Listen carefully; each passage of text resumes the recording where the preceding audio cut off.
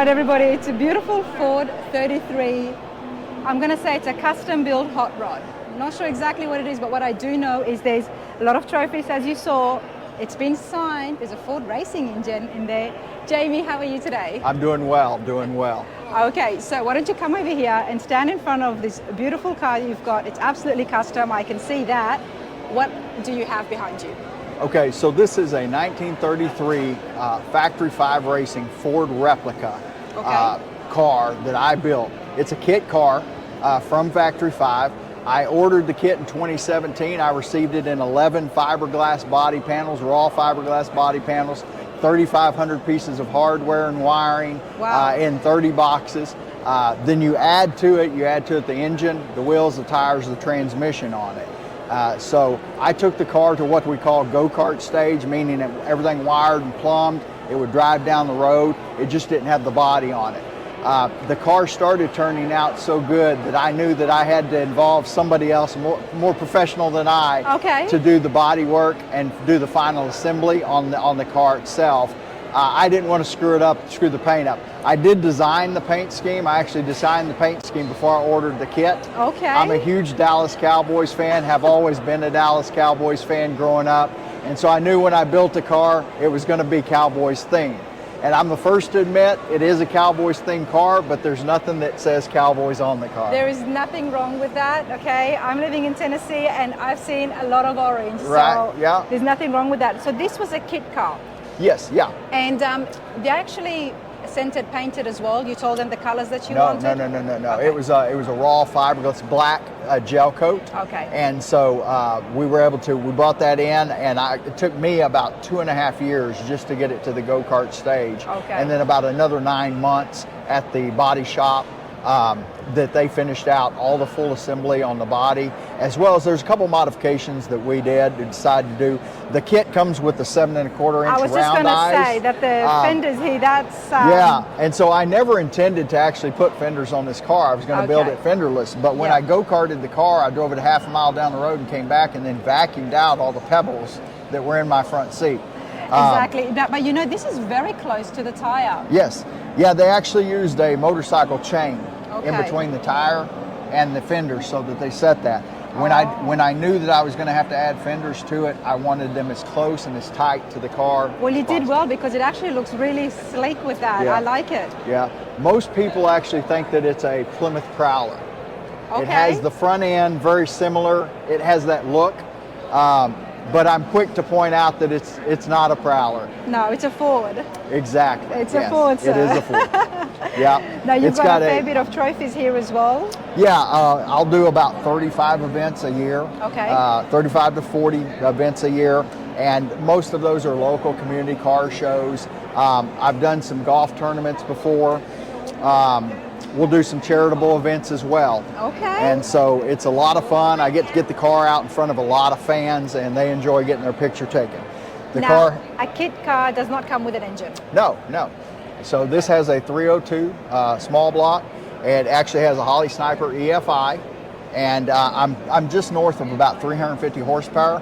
But when it's all said and done, this car only weighs 2,500 pounds. Exactly. Exactly. This would absolutely fly. So I was at a show in Frisco, and Aaron Shelby was there, and actually asked about signing the car. And I told him, well, the dash is actually for Cowboys, but the engine bay is for car guys. So since then, Aaron Shelby, of course, grandson of Carrol Shelby, has started it off by signing it. Last year here at the Autorama, Danny Koker and Horny Mike signed. And then I was actually asked to bring the car out for Factory 5 to SEMA in November. And so it was a featured vehicle in Vegas at the SEMA show. And Dave Smith, the owner of Factory 5 Racing, signed it there as well. And it didn't stop. Right, yeah, yeah. So in 2020, right after I finished the car, Randy White showed up on my doorstep at the house and actually told me that I'd been nominated as one of 6 fans in the nation for the Ford Hall of Fans. Wow. He was the first Cowboy to sign it. His signature's right here. Right here. Since then, 23 other Cowboys, all former players, no current players have signed it as of yet. Yesterday, we actually just had Michael Irvin add his signature to it. He was graceful enough for coming down. I've got, as you see, I've got some room for a few more signatures on that side, and we were actually just discussing a minute ago where we're going to go to after that.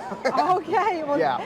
I know it's difficult on some of those guys to make out the signatures, so we have a sign here. It basically lays out all the signatures. I love this. What a great idea. And tells everybody who that is.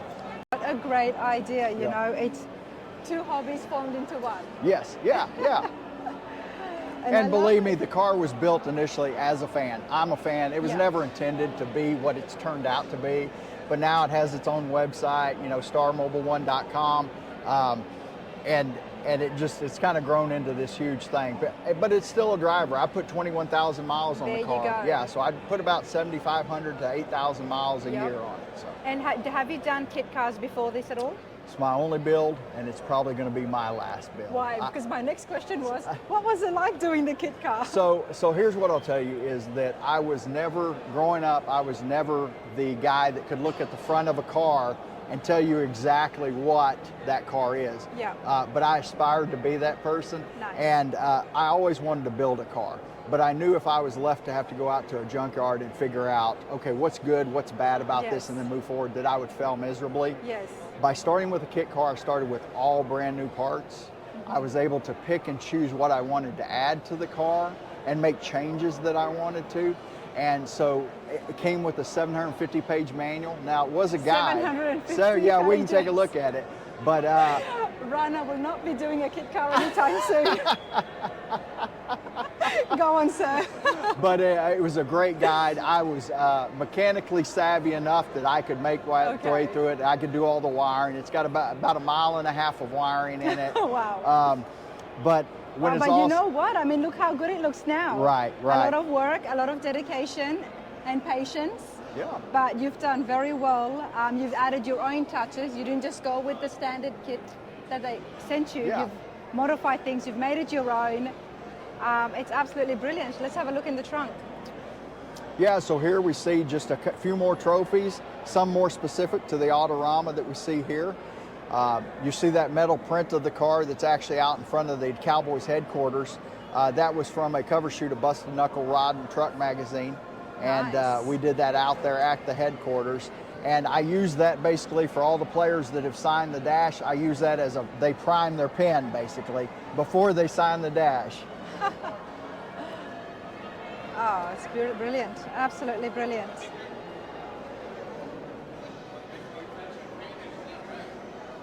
And you chose to get a Ford kit.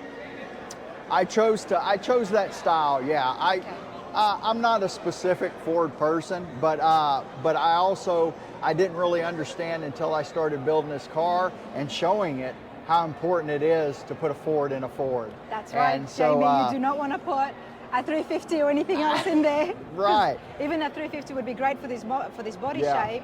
You've got to keep a Ford in a Ford, I've been told. So. Yeah, and I got to be honest with you, Ford Performance, that's a great blue to go with the cowboy colors. So. Exactly. It all worked out, didn't it? Exactly. Yeah. I appreciate this so much. Thank you so much. Thank you. Thanks for stopping by.